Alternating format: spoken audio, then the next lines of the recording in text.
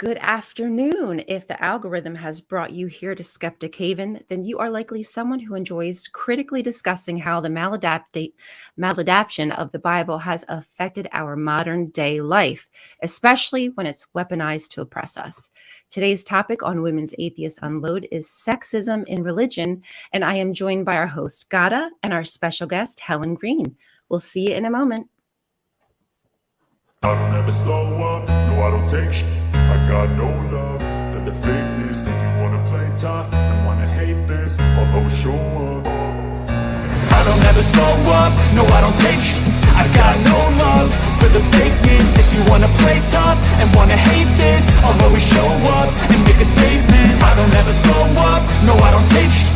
I got no love for the fakeness. If you wanna play tough and wanna hate this, I'll always show up and make a statement. Everything I do so instinctive and so passionate. Every word I move so descriptive like an adjective. I got a vendetta against people who patented being negative when you should be getting after it.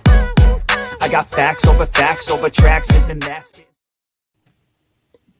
Hello and welcome back. And hi there, Ghada. We haven't had a chance to have a show together, but we got to meet backstage. And I'm really excited to be able to talk to you today with our special guest, Helen Greene. Hello, Helen. Hello, thank you very much for having me. I'm very excited to have this conversation with the both of you. I think it's going to be great. Me too. Thank you for being here today. So, as we were talking backstage, I think this will be a really excellent topic for us to dig into because I kind of get the feeling that we're all women who've had some issues with being oppressed inside of religion. I don't know. Something tells me. Would you mind telling us a little bit about yourself, Helen? Absolutely. So I volunteer for Recovering from Religion. I'm an ambassador. I'm also a co-host of our podcast, RFRX, and I also volunteer as an agent and work with our virtual support group. I do a little bit of a few things with Recovering from Religion. If you want to know more about that, I can explain a little bit more what Recovering from Religion is.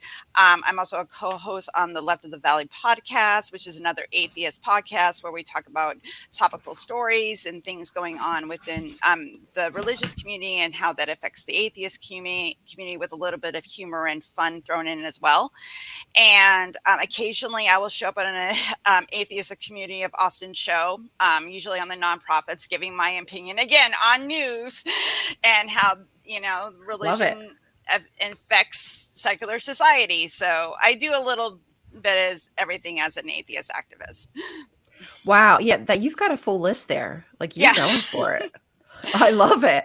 I like to see women being empowered, especially with hot button stuff like this, because it's not something that I was used to, in a high control religion. So when I see people excelling, especially females, after going through some of the stuff that we've been through, I love it.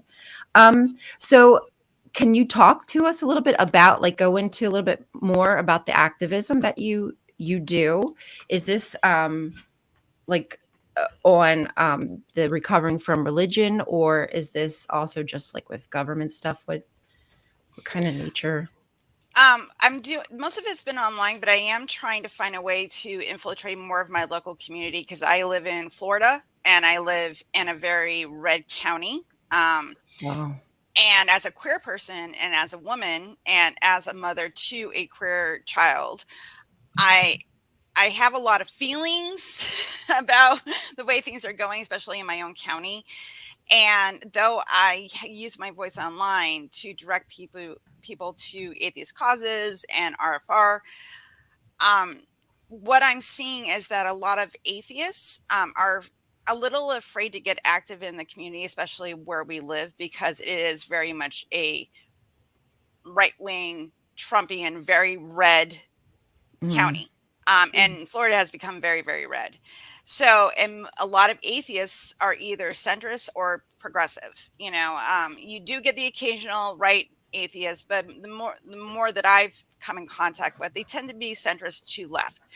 And the problem is that when you're living in this county, and people are very intimidating here, if you happen to be a liberal, and using your voice and getting into those pockets, especially even on the local school board and those sort of things, is very difficult. And I would like to use my voice, and I don't have a lot of influence, but I would like to gather more secularists in my county, use our voices to stop pushing against these bad ideas that have been infiltrating into our local governments, because we have to start here. Like, I can't go to Washington and expect all the senators to change their minds, but I think that um, I'm feeling frustrated about where things are going, and I think that I want to now kind of shift some of my energy into working on those causes.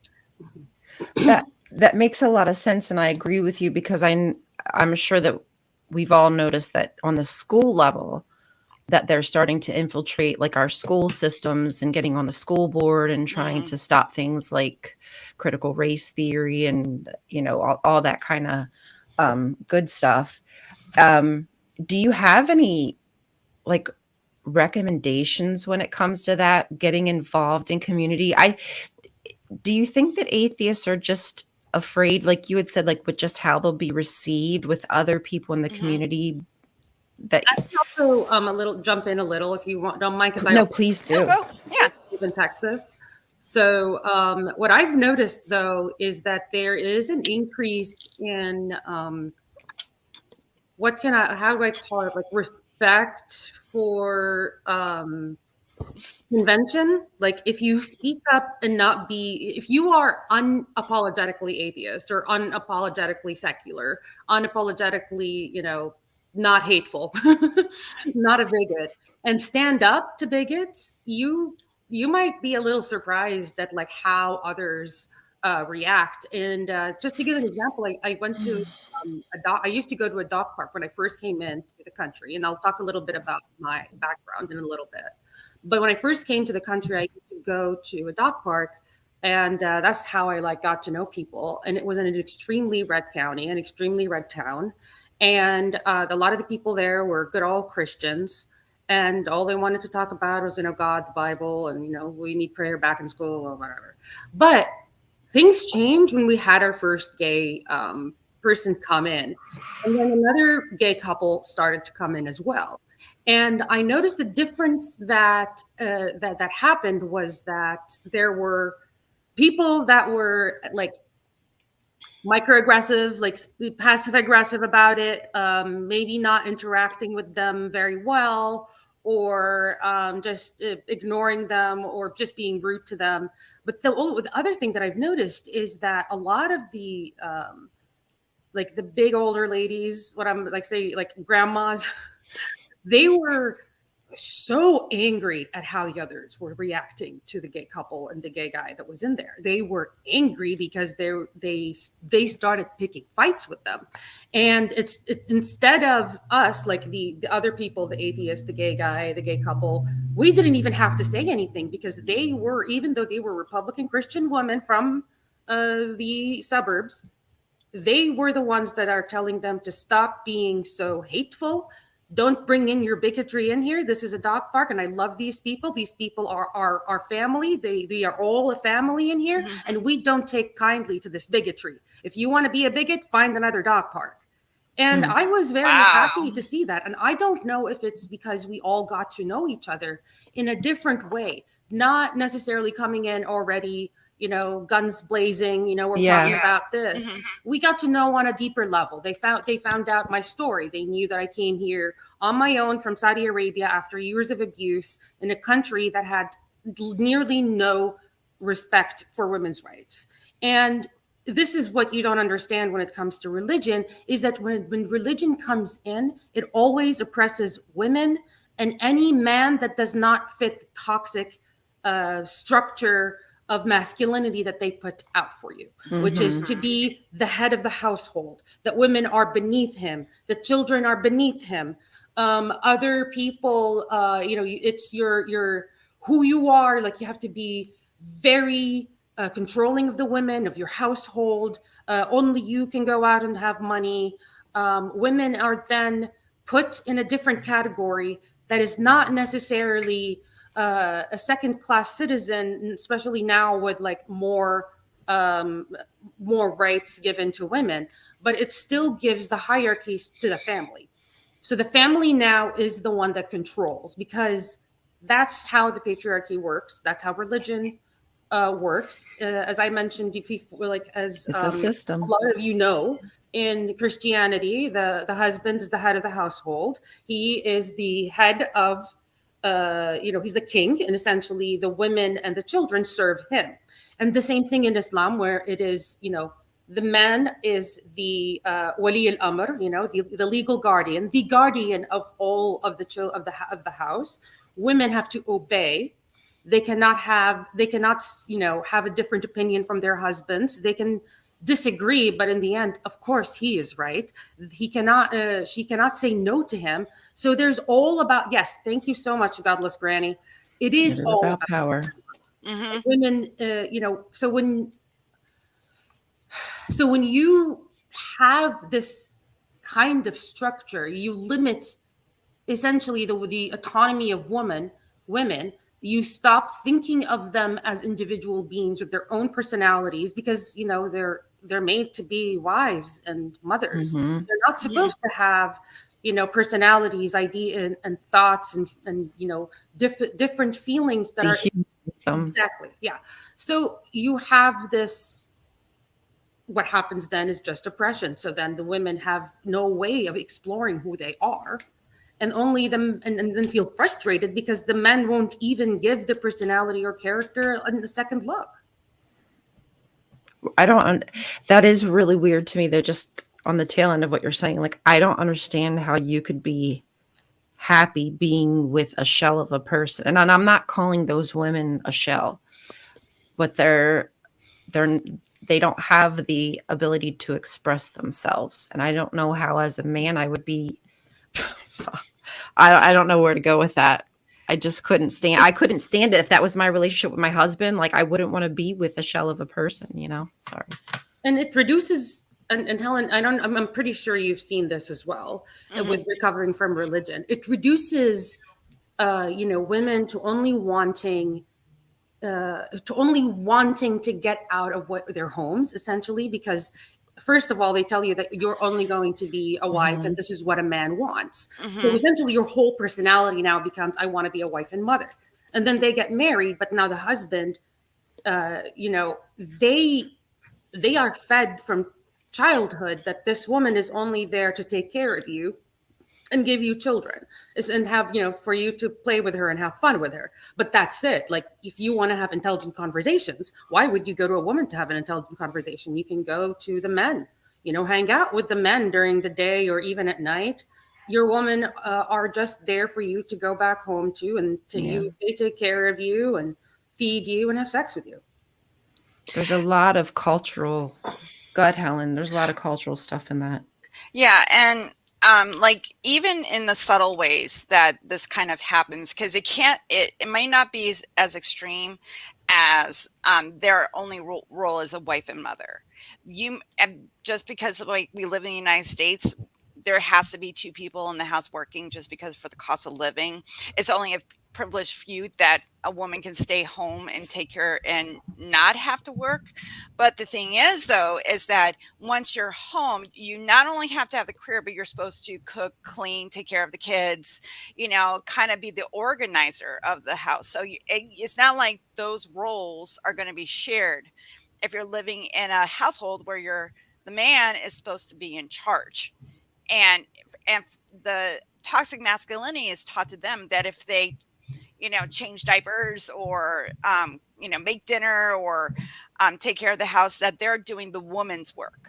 Yes. Like, your job is to go to work and then come home, and, everybody, it's like a Leave It to Beaver kind of situation where everything's kind of taken care of, and you can, and your woman is there to make sure you're okay. And, use this, you can have sex with her, even if she doesn't want to, because that's her role. And those things still are infiltrated in our society, which is also because it gives this illusion, because women are working, women that belong to religions and in these oppressive cultures are working. So it gives this illusion like, well, she's making choices and now she has a career and she doesn't have to stay home, but behind closed doors, she still has to take on that role, that she is Exactly. subhuman to her male counterpart. Yes. Yeah. So- And those systems are still in place in many places that don't give women the freedom or the support to get out from under a situation that could be harmful for them. And if they have children, then it makes it even more tough. But there's not the support for there to be, like, you can go out and be earning a living or whatever, but you might not have the ability to get out from under the necessity of the partner that you're with because of financial reasons, whatever. Yeah. Thanks for joining, Jessica. Yeah, So, it's Helen, systemic. Yeah. Endemic. It's systemic. Like it's Helen, to show like an exact example of what you said is my parents. Both my parents are working. My mother, a medical doctor. My father worked for an oil company. They worked the same hours. They came back from work at the same time. All my father did was sleep, take a nap, watch TV, demand dinner, demand tea after dinner, and then go to sleep. My mother works as a doctor, so on her feet, not on a desk. Comes back home, tired as hell, takes a quick nap, gets up, makes dinner, feeds her children, used to help us with our homework. Well, not really very well. My dad occasionally helped. My dad was more of a babysitter. It's like my mom would be like, hey, can you watch them while I go and cook? Yeah. And, no diaper changes. Oh, we were 4. So by the time I was about 6 or 7, I had to be, second parent number 2 because my father did absolutely nothing other than babysit. Right. Yeah. Not taking an active role around the house because his work is over here. And when he's clocks out, he's donezo. Women can't. Mothers never clock out. They're always working. Correct. So kind of on this topic, I want to kind of get your two's perspective on this. So we're now seeing Christian and Muslim women using online, YouTube, having podcasts, kind of going into those roles, like, using these platforms, telling other young women to follow certain patriarchal ideas. Which bad wife. Yeah. And also too, it goes against their goddamn book. Right. Like, how do you even have the right to talk? Right. But, and then not that I believe that. I mean, they're I know. Up. They're wearing like usually very revealing clothing, right, putting on a lot of makeup, talking about how they're not doing anything at home. It's like, well, you're not even having babies, honey. What are you talking about? Like, yeah, I really don't understand that whole social aspect of it, because again, if I wanted to bring out Paul saying that you're not supposed to speak, a woman is not supposed to teach. And again, like, I know that's not Paul's word. Like, I understand that that's not Paul's words, but you think it is. Like, your Bible tells you like these things. So I feel weird not pointing it out to you. Like, how do you have the right to tell anybody, especially a man, like how to behave or anything? Well, I think like this, you kind of, you align with your oppressor, because the only way these women can get any sort of voice is within the structure, because they don't know anything else. And especially if women that are not, like, if you're a secular woman, hell, even if you're just a Christian woman, like you believe in God, but you live in an equal household and you are not biblical, you are, it's the no true Christian woman fallacy, and it gets into that really weird space because, like, obviously, like, as a feminist, I want women to have their own voices, whether they belong to religion or not. And I kind of see these people on these online platforms kind of abusing the idea of feminism, because they think what they're doing is feminist. Like, I get a platform and I get to talk about my faith, and I want to lead other women to be good, godly women and get in right doing their Modest. modest, and and doing other things that they're supposed to do, and then shitting on like minority groups and all that type of stuff. Exactly. And Exactly. I wonder, like, how the mental gymnastics works for them to kind of twist those feminist ideals of living in the 21st century, but twist them in a way that still serves a patriarchal structure. Like, I find that very fascinating, looking at it from the outside. But I think that's a problem with white women. I'm sorry, but I think that's just something we've been taught to do. I think in it's this actually country. a problem with a lot of women that are religious. Well, I don't believe it's a religious a women. white woman thing. I think it's a religious conservative woman thing. It's to protect the man. Yes, because just like Zara, it does transcend culture. It is in all of these religions that when you are, because it's also in Hinduism. I've seen it in everything. Is when you have this. So like the men, they are like the ones that establish the patriarchy, and the women are the enforcers. They always are the enforcers. I don't know if it's self-hate. I believe it's a trauma response. I do 100% believe that. It's a way of, just like you were saying, Helen, like you align yourself with the oppressor. So then protecting your interests. To protect your own interests, because now you're seen as, like one of them, you're helping strengthen this thing that you believe is really good, very important, very strong and spiritual. And you do believe, like in all of your heart, with all of that strength, that you will be rewarded for this, because you think it's have you ever read Man's Search for Meaning by Viktor Frankl? He mentions that you need to find some kind of meaning for your suffering. For them, the suffering that they are going to has a greater meaning, which means that, okay, I will suffer in this time, but then I will be rewarded in heaven. And the way I see it with the women that I have met, throughout all my childhood and until I left Saudi Arabia 8 years ago, that is what I have been like. The way it sounds to me, they always say, al-awad bil jannah. It's like, I will be rewarded I will be re-given this again, better things in heaven. It was like, yes, I have a bad husband. I will suffer through it. Yes, this is kind of insulting to my intelligence, but I'll suffer through it because I know that there's going to be a reward. They twist the idea of this meaning to suffering to give them like a sense of like meaning, that they will be rewarded. This can't just be it. Because it sucks. Right? That's why. I mean, why else would you be so hopeful for the afterlife when you could possibly have what you need in the current day situation if everybody would get their shit together and stop trying to oppress people? But yeah, so it's like the only thing that you have is get me out of here.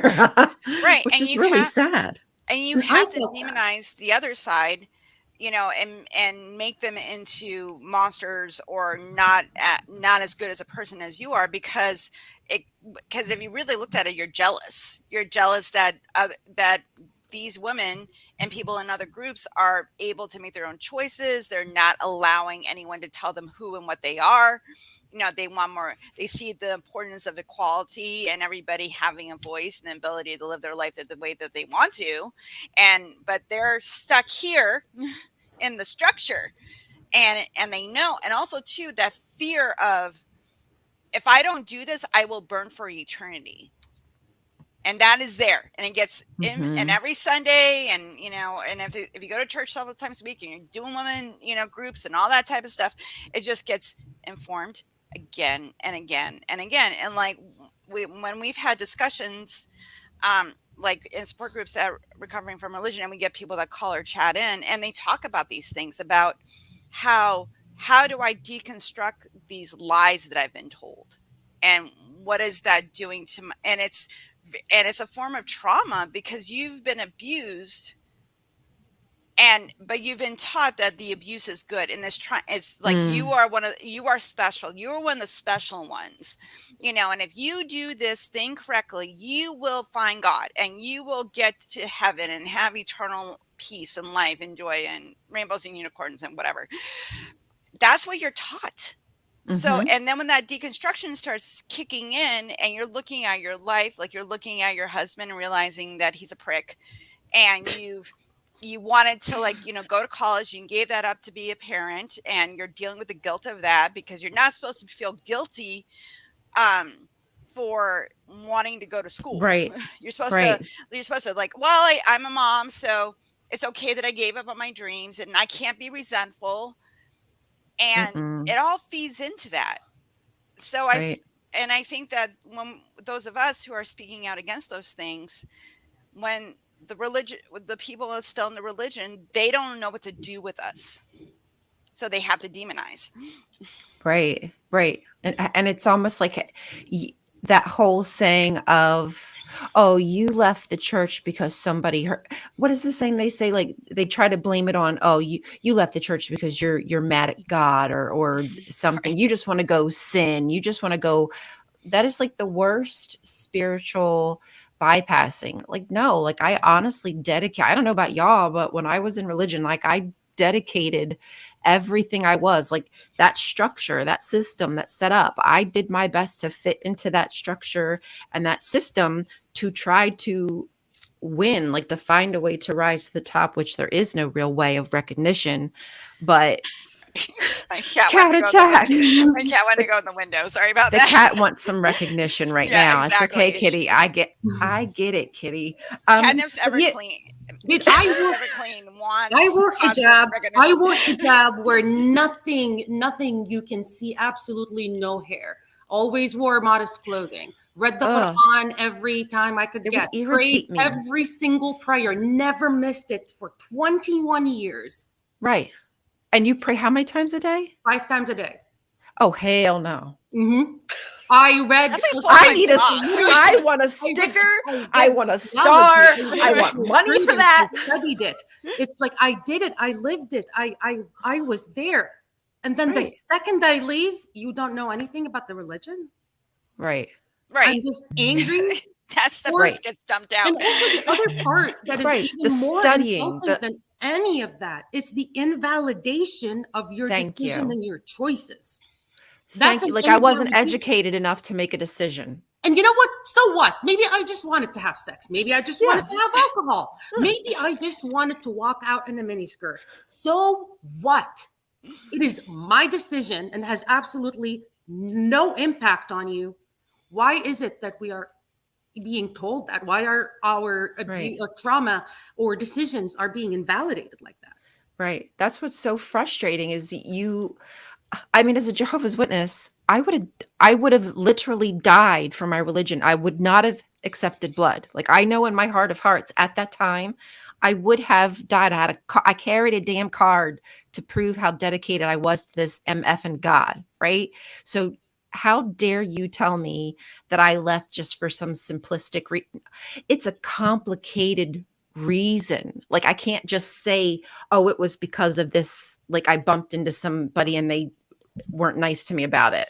Or Like, I read no, one Richard Dawkins book and now I'm definitely like, no, that's not how it works. it's a complicated system of things that kind of starts to happen like dominoes. And honestly, in my head, it's because I started to grant myself permission to ask questions. I never like I would always like do that like thought stopping process, like that critical, like I would just stop the process because it was a scary situation to think beyond what you were taught. And if you go beyond what you're taught, that's actually like demons attracting demons to you. I'm sorry. Saying it out loud sometimes just like blows my mind. I can't believe that I used to Critic think demon. that. Like, I used to believe She was asking questions. literal demons, not the abstract version that we like read. No, a real demon. We used to believe. Right. Yeah, like No. he's just, oh shit, she's doing some research. Better go Right. get her. So at the moment where I granted myself permission to say, like, you know what, just Google it, just start to look, is when I started to like allow that religious ideology, that shield that like kind of stopped things from coming in and stopped things from going out, started to break down. And it wasn't a simple just like process. Like this has taken me a long time to get here. Yeah, so and it's invalidation of that. ongoing. Right. It's ongoing because like I grew up Catholic, but it wasn't as fundamental as other sort of religions. Like when we went to church on Sunday, um, my mom is traditionally Catholic. You are Catholic because your family's Catholic. She was just born into it. It's French Catholics. That's what, if you are in Canada and you're French, it's a good chance you're Catholic. It's just how it goes. Okay. Yeah, and it just goes down the family line. But my dad was more scientifically minded. Like he bought me my first remember encyclopedias, y'all? Like my dad bought me an encyclopedia set and would encourage me, even though I was going to Catholic school, I was still learning science and I was still learning these ideas of how things work. But it was almost like there's two separate realms. You have the real world and then you have the spiritual realm. And though the spiritual realm can inform the real world, like I wasn't taught that evolution isn't real. I wasn't taught that, we live on a flat earth or, we live in, Thank goodness. Yeah, I wasn't taught those things. So when people, especially, I learned so much more about religion once I got out about how different structures exist rather than the one structure that I was in. And the thing that got me out of the Catholic Church was I was already starting to be skeptical through my teen years and my early 20s, but because of social pressure, because my family is very Catholic, I stayed in. Then the sex abuse scandal happened. And as a survivor, I was like, oh, fuck no, I'm not staying here. And I left. And then I moved to paganism, which is very pro-feminist and queer affirming, all that type of stuff. But what I realized was just because you would leave a religion does not mean you leave the thinking behind. It doesn't mean you leave the mental gymnastics behind. It doesn't mean that you don't have bad ideas floating around in your brain that you haven't deconstructed. And that took longer. And it takes a while. It takes a while. And I think, especially, people that have always been atheists, like they haven't been indoctrinated and they've always been, they were encouraged to have rationality, not believe in the supernatural. It's like my children we never raised them in religion. And now that they're young adults and they're being exposed to people that are religious in college and in their social lives, they're like, how do people believe this stuff? I'm like, it's indoctrination. You've not been indoctrinated. So you have no idea what it's like to believe in bullshit. I couldn't imagine. I couldn't imagine not having to pull myself out of that framework, because I think it comes with, like we've said it, but it comes with naturally just a lot of misogyny. The Quran, the Bible, it's pretty much just a man's wet dream. Like it's really just one-sided stories. Not even a real man. Yeah. So it in today's society, it even then puts those terrible misogynistic ideas into dudes too. Like it doesn't just mess with us, it messes with them too. It's really shit. And it invalidates different types of masculinity. Men that want to go, more artistic, men that are compassionate, loving, which there are so many. It completely kills emotions and feelings and be like, oh, no, these are for women, not for you. You just bottle it in. That's so bad. That's so bad. That's bad for anybody to bottle in. Unless you're like a psychopath, and I hope you're. Yeah, but the majority of people aren't psychopaths. They're normal emotional beings. And study after study shows when men bond with other men and are vulnerable and discuss their feelings, they do better. They do better in their love lives. They do better in their career. And their social lives. They tend to be better, well-rounded people. Yeah. But the thing is, though, is that you see it because when men are involved in religion and they believe that, I'm the man and these are the certain things that I have privy to. And if I don't get it, then some things, I have to repress because I'm owed this because I have a penis. Yeah. Right. Yeah. It's that whole, you are owed something. Because of Right. And I don't get it. Yeah. And it doesn't make it makes no freaking sense to me. And I don't know how many times like I hear a guy say something about the whole physical, like, okay. And like, why does it come down to like, if you can lift a 50-pound weight and I can only lift a 30-pound weight, congratulations. Yeah. So like, what? right. Like, so what? Like, what is it that you need with your physicality that I can't do like myself in general situations that makes me, it just doesn't, I don't get it. It's because you want to fight people. It's because you want to hurt people. It's because you want to be able to have power over people physically. Yeah. So you're just showing your ass as a child. Right. And that's sad. And part of that too is probably, you know, that family environment, and that mom was probably raised in that same thing. Boys don't cry. You can't cry. And like, I see so many parents posting weird stuff on TikTok about like saying stuff to little boys. Is just, I'm like, oh, you have a girlfriend? Like, he's 5. No, like, what is, he's 5. like, stop. Right. Like, why, what is this over sexualization of children? And then they say that people who are in the LGBTQIA community are the ones who are grooming people. Like, y'all are the one grooming people, giving like 5-year-olds marriages, like these cute little marriages, and like, it's so weird. Weird. Or literal child marriages that still happen in the United States. I'm sorry, like, how did I just go by past that? Absolutely. Yeah, and they're talking about, you know, drag queens reading books to kids in libraries, Right. somehow grooming kids to do drag, which I don't think there's a real problem with doing drag. I think more people should do drag. Honestly, I think it would be fun. Children, I think really when it comes to children, is any kind of sexualization is disgusting. I think putting them, you know, in front of, I don't know, like watching, like learning about sex or porn or whatever it is. No, learning learning the right terms for genitals. No weird little, you know, doll baby names. No baby names. Real names of things that happen as age appropriate as they get older. And, you know, obviously you would boundaries are something I never. I mean, I never learned that took a while. I never learned anything about sex. I didn't even know there was a thing called a hymen until I was like 16. I still don't know what it is. No, I'm just kidding. I don't know when I lost it, to be honest. But like, I didn't know. I dropped mine in high school. I don't know. My mom and I I talk about, to be honest.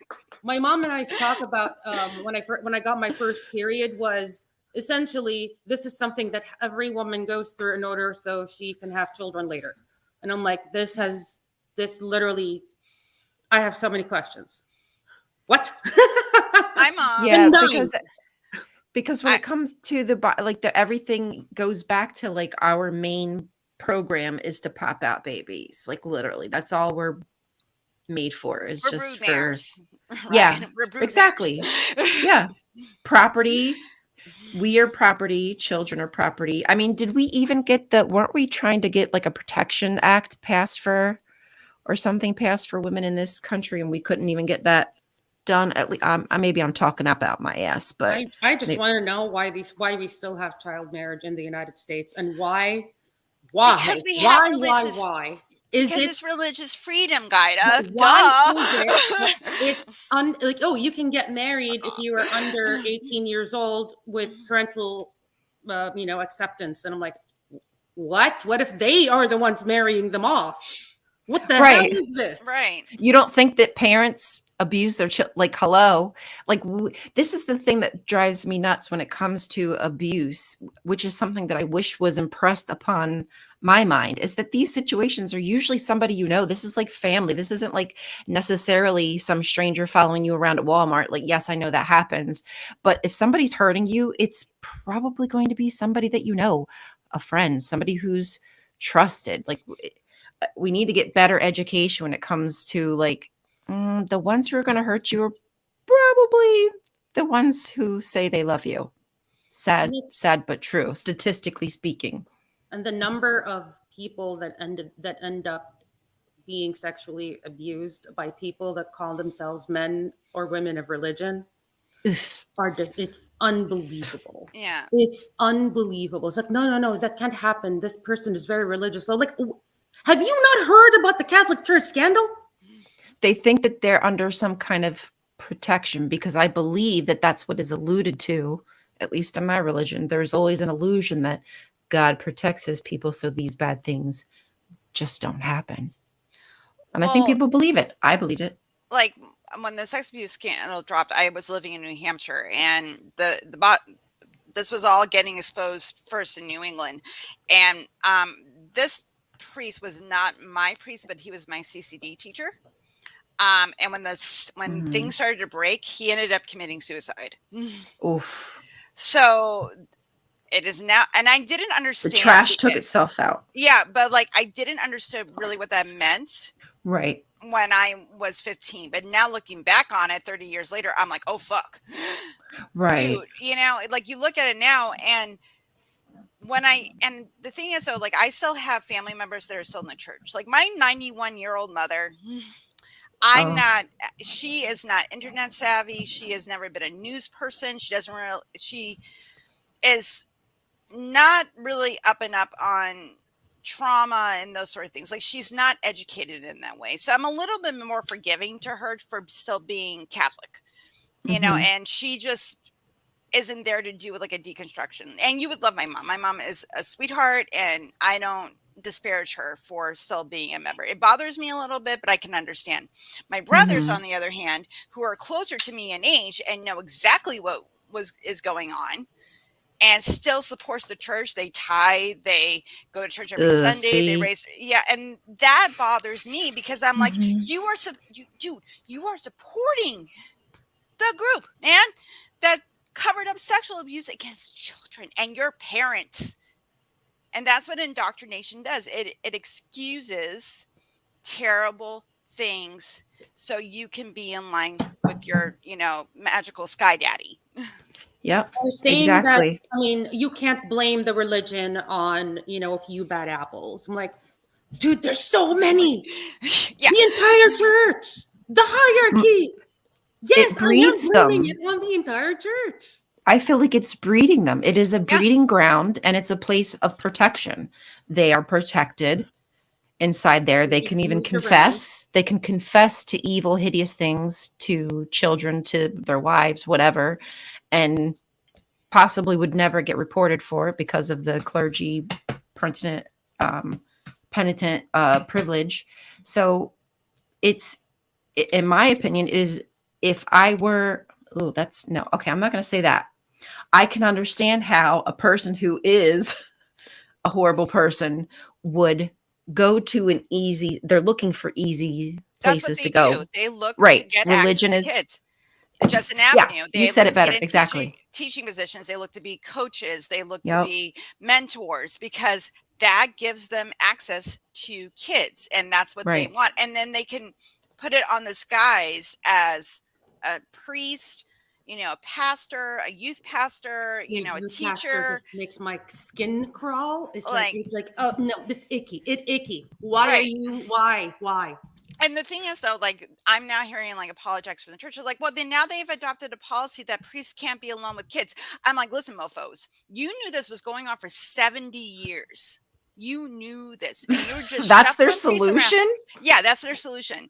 And I'm like, the first kid that came to you and said, I got touched by a priest, you should have started implementing shit. But no, you decided to protect your organization and not victims. So I'm sorry, a little too late, mofo.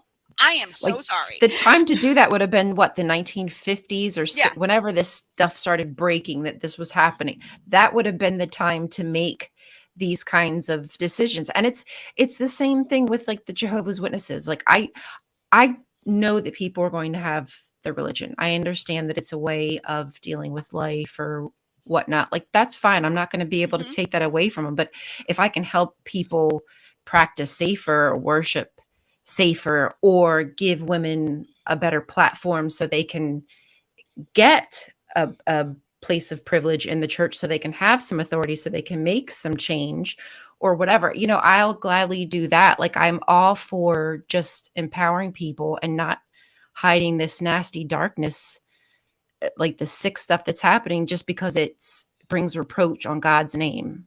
Like, we know it's happening. Fix it. We're just asking for you to make decisions that are going to show us that you are not going to continue this pattern, because it is a pattern at this point, and it's frustrating that people are still tithing, that people still like are handing over money, their assets, their welfare money. Like, how does the government enable like this? I don't know. I don't know where to go with that. I'm just ranting. Well, I think also, and this goes back to what we're talking about the sexism, because this is a symptom of it. Because these men, and I'm talking about men with penises, like people that are in these top positions within their religious structures, they're beyond reproach. And they develop, I have to imagine, a certain sense of narcissism, where they're like, I am beyond being reprimanded for my actions. I am beyond, even if it's not even anything abusive, but even like subtle things of like treating people like they're less than, using certain language. It can just be verbal or emotional abuse and how they approach things. Nobody's calling them on their shit, man. Nobody's doing it, because they are the head. And then when worse things happen, like abuse, they get a free pass, because I'm a holy person. I'm close to God. So I am beyond the law. And that's the attitude. That was the attitude of the church, is that they were beyond. That's why they didn't go to the authorities, because they are above the law. And they have been for a long time. Yeah. And they were, for a very, very long.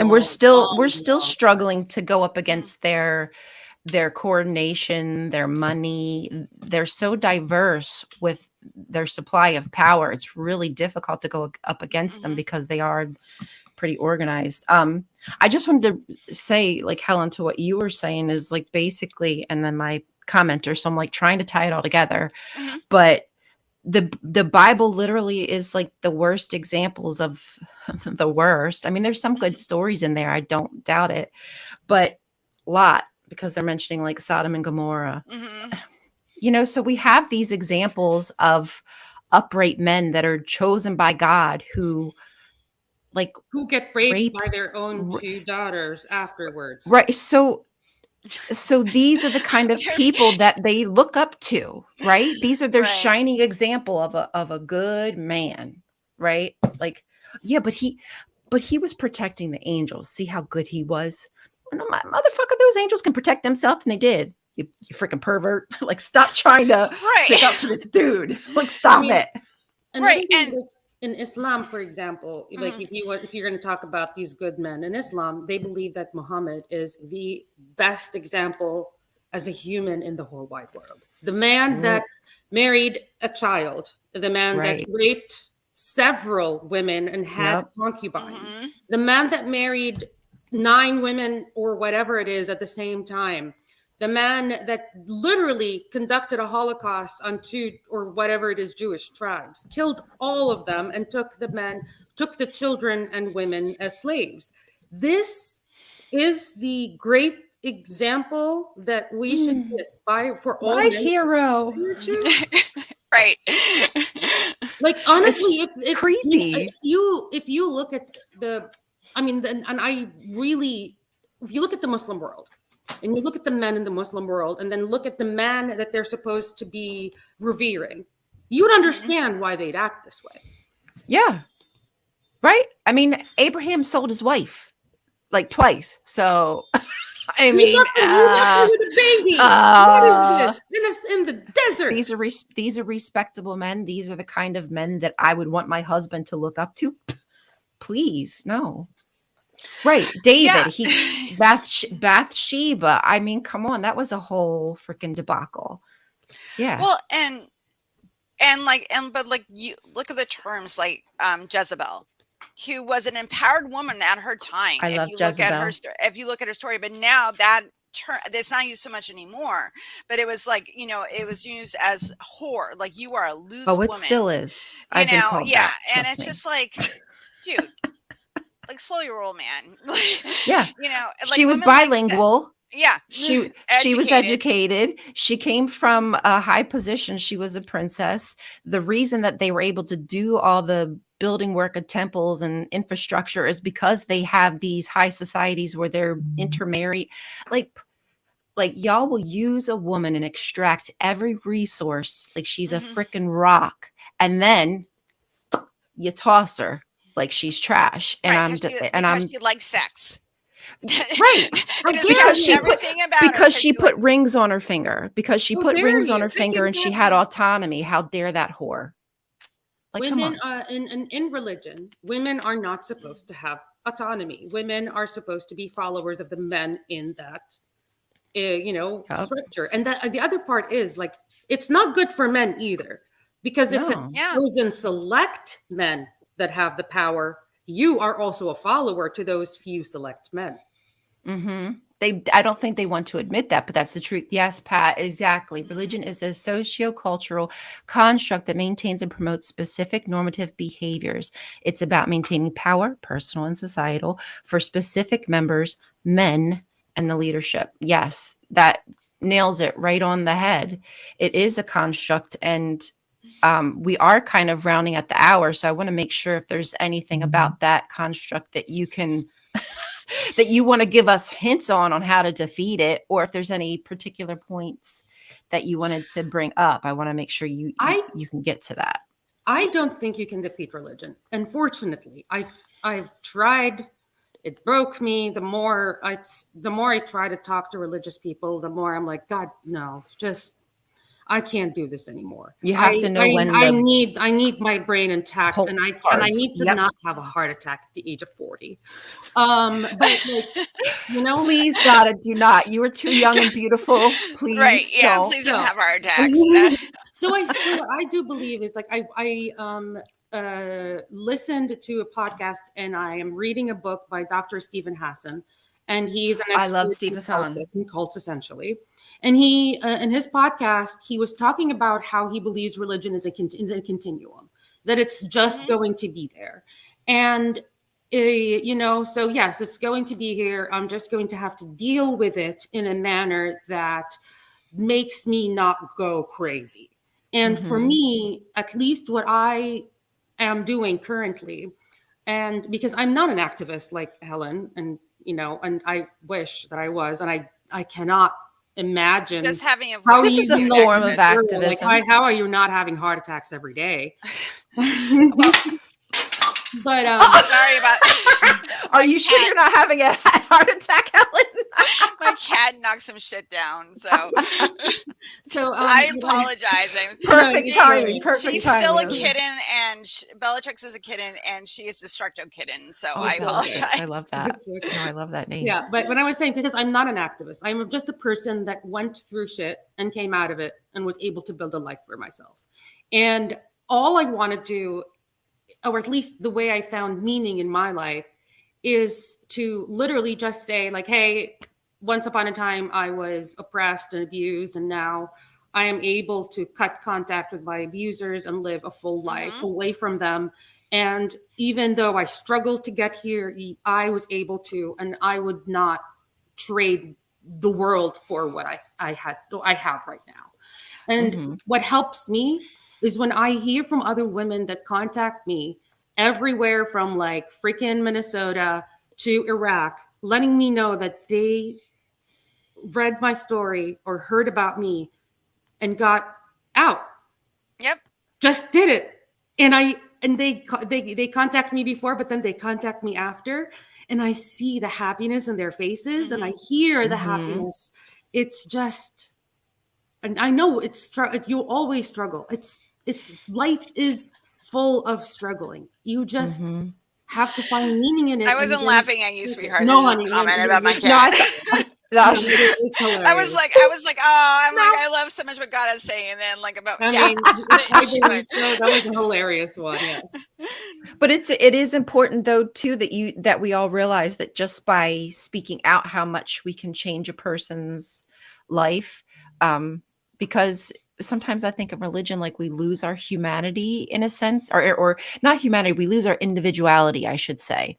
Like we're just this organization, at least with Jehovah's Witnesses, we're just like all this one big blob. So when you come out and you can tell your story, like people see like the individual expressing themselves in their humanity, and I think that can help reach people, and that's important part of like just first step in activism. Yeah, like the questioning. That's how I started. Questioning people.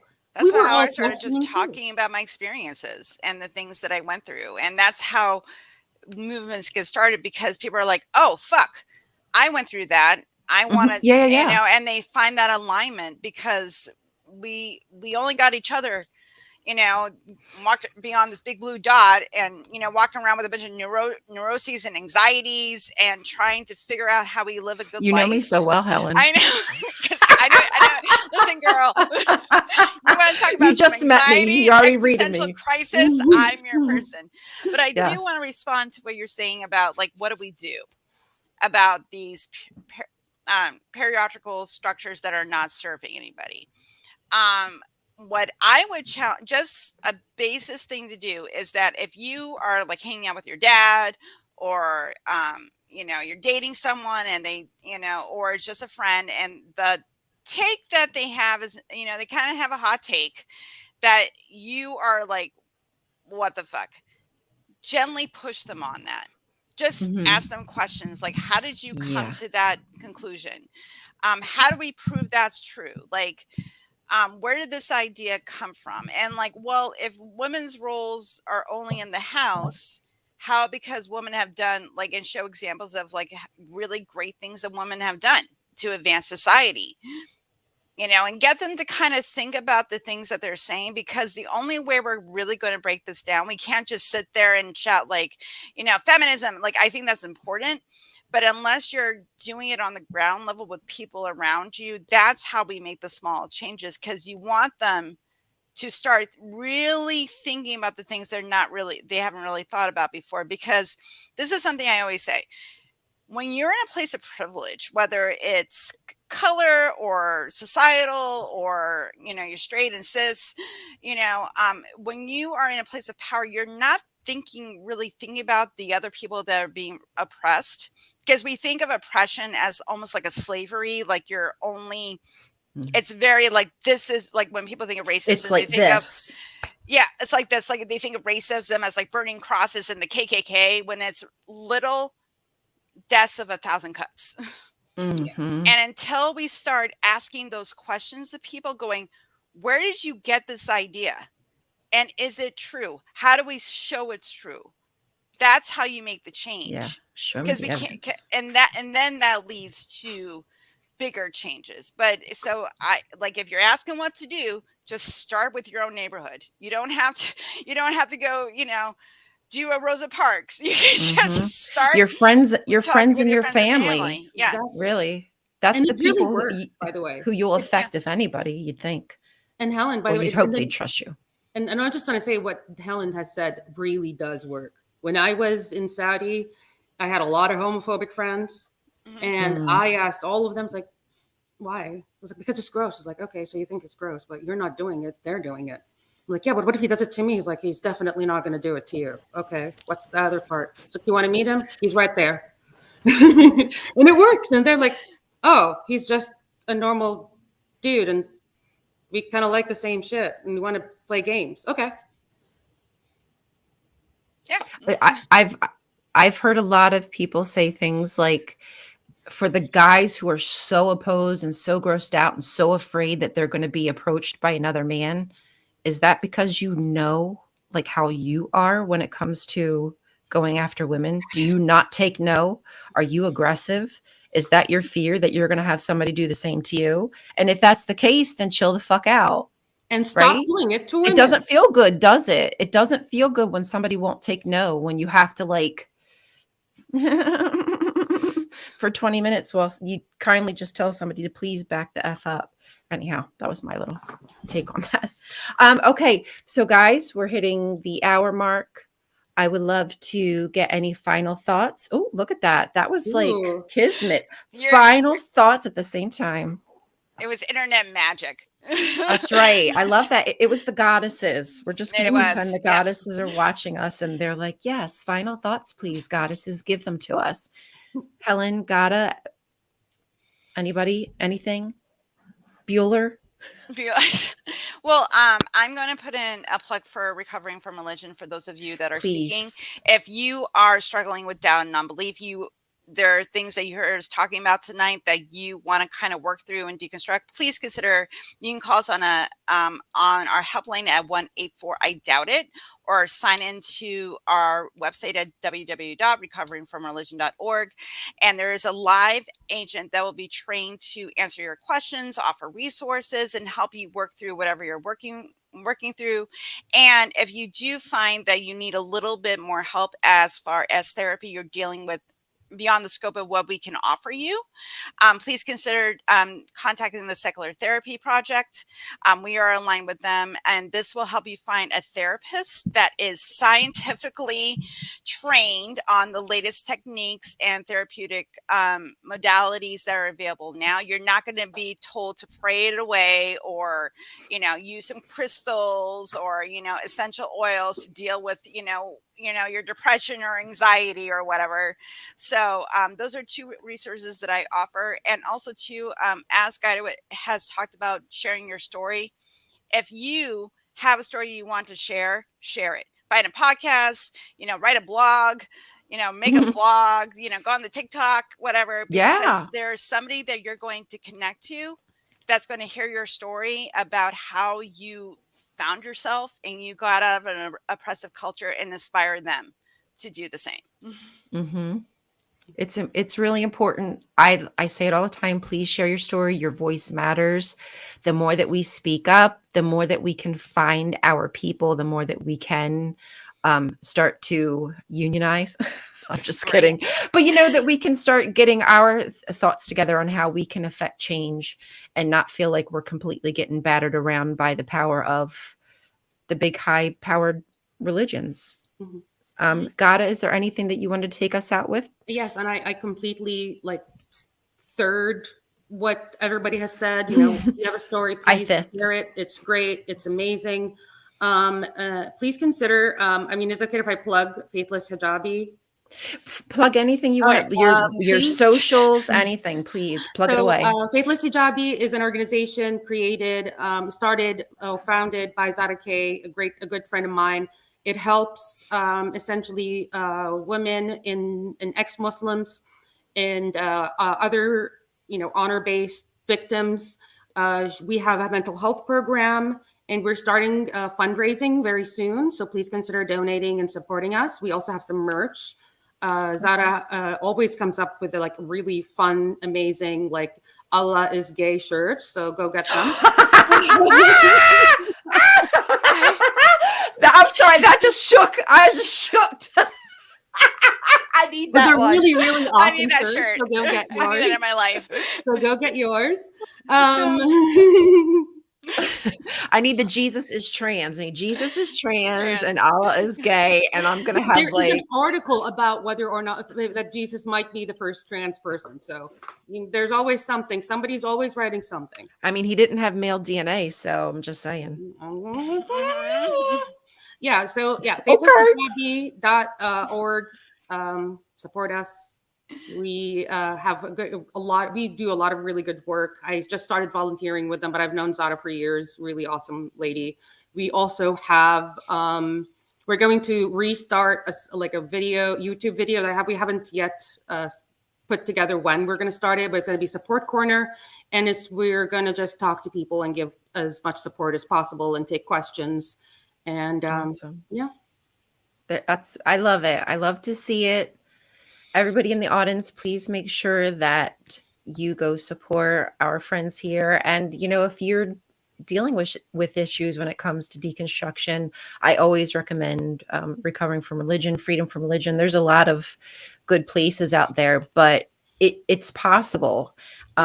I did it. I didn't think I would ever be here. You like You might love the country, so let's just be that. like right? Like honestly, like It's okay, that's you why can do it's it. so important, because it shows people that everyday people are doing it. They're asking questions, they're gaining strength, they're dropping the fear, and they're doing the hard work and for the betterment of society, right? Like boom, boom. It's like triple win.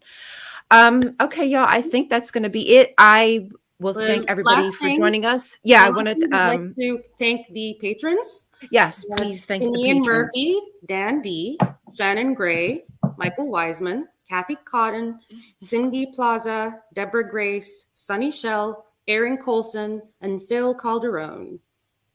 Awesome. You guys are amazing. Thank you to Wes. Thank you to everybody behind the scenes who does all the things that you do, all the God work, all the unseen things that we didn't even know were happening. Thank you, Helen, so much Thank you for for being here having and me. all This the was amazing wonderful. work. I love Yes, having absolutely. these conversations. I love it so much. So so much thank you for for being having me. here. This is great. Me too. I'd love to talk again sometime. Ghada, thank Yeah, you. It was a great I'm gonna have first to get show. both. I'm gonna have to get both of you on an RFRX podcast. Oh, we'd love it. Oh, I Yes, would love no. to talk about, if you have anybody that is struggling, I would love to talk about recovering from religious trauma. It's one of my biggest things that I would like to talk. This just goes for everybody. If anybody does want to contact me, I am at helen@recoveringfromreligion.org. So Okay. if you need resources, or you have a topic you want to talk about that you're an expert on and want to join the podcast, whatever, we're always looking to connect as many of our atheist supportive circles as we can. So definitely Strength and unity. anything you can do to support us in this community, it would be wonderful. Yes. All right, y'all. Thank you so much. This has been another great show on Women's Atheists Unload, how religion oppresses women. We're going to keep fighting the good fight. We will see you next time. Thank you, everybody. Have a good one. Bye. I don't ever slow up, no I don't take sh- I got no love for the fakeness. If you wanna play tough and wanna hate this, I'll always show up. I don't ever slow up, no I don't take sh- I got no love for the fakeness. If you wanna play tough and wanna hate this, I'll always show up and make a statement. I don't ever slow up, no I don't take sh- I got no love for the fakeness. If you wanna play tough and wanna hate this, I'll always show up and make a statement. Everything I do so instinctive and so passionate. Every word I move so descriptive like an adjective. I got a vendetta against people who patented being negative when you should be getting after it.